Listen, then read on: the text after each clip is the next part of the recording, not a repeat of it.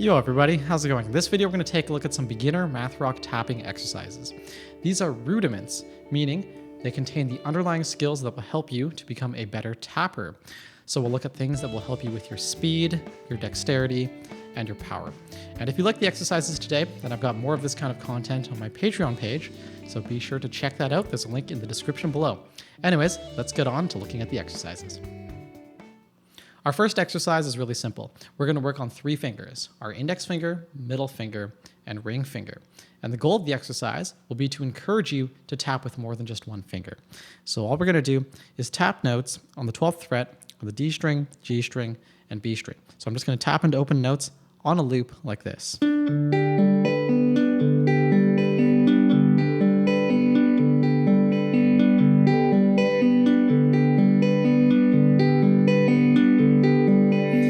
So as you can see, it's super simple. It's nice because it gets all 3 of your fingers involved and you can really feel the difference in the fingers to help you determine which ones are stronger than the others. There's also a variation on this exercise, so we can start on the B string and descend like this. And again, this is something that I can just do on a loop over and over again. If I get bored of this sound, we can also add in some harmony, so feel free to play any chords that you want in the key of G, key of C, just like this. So I'll play a C major 7 chord. This is with the variation here. You can play like a D minor 7 chord, F major 7, etc. So again, if it sounds a little boring to you, then feel free to add in some harmony to this exercise. For our next exercise, we have a dexterity drill for 1 finger. So we're going to start by fretting a C major 7 chord. And now we're going to use maybe our index finger here, and we're going to play this simple line.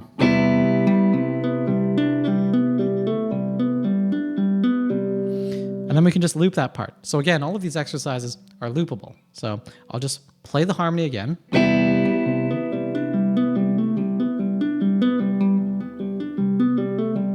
So this is nice because it's getting me to try and skip a few frets here, which is good for my dexterity. And so when I'm working on this one here, I'm really working out my index finger. We could also do it with the middle finger. So my middle finger is actually a little stronger than my index, so this feels a little easier here. But if I go back to that index, then this is a great workout for a finger that's a little weaker. So that's exercise number 2. A 1-finger dexterity exercise. For our third drill, we're going to focus on speed through a basic left and right hand interaction drill in groupings of 3, which is also done on 1 string. So all we need to do is take the D string and hold down the 5th fret with our left hand. And then in the right hand, we are going to tap on fret 12, and then do a pull-off. And so that pull-off sound will pull off into fret number 5, giving us another tone. And then, while holding down fret number 5, we are going to hammer on with our 3rd finger in the left hand onto fret 7, giving us another sound. So if we put it together, we get something that sounds like that. Now this is a really nice gesture because it's one that you'll use in a lot of your lines, and it will sound a lot more interesting if you just move some of the components around. For example, if I just move that around, it already starts to sound a little more musical. Also, I can do some string skips here. And it sounds a lot more interesting. So this is actually another drill that I have for you guys, which is just the exact same concept, but we're going to apply some string skipping to it. So we can do something like this. So again, this one is a loopable drill. So I'm doing the exact same gesture on the A string, D string, and G string. So I really recommend practicing this one. It will really help you to play fast lines. And you'll find that you'll use it quite a lot. So good luck. Okay, for the last drill in this video, we're going to take a look at another 1-finger dexterity drill, this time based on playing a scale. So I'm going to start by playing some harmony, in this case a C major 7 chord. And then I'm going to pick one of my weak fingers. In this case, I'm going to pick my index finger. And I'm going to simply tap a G major scale starting on the 10th fret. So all of these notes are just a G major scale, and we're going to go down as well. So again, this is a nice drill that you can loop. So you can just go up and down over and over again like this. And as we do this drill, it's quite nice because our dexterity really gets challenged by having to move to a new fret every single time we tap.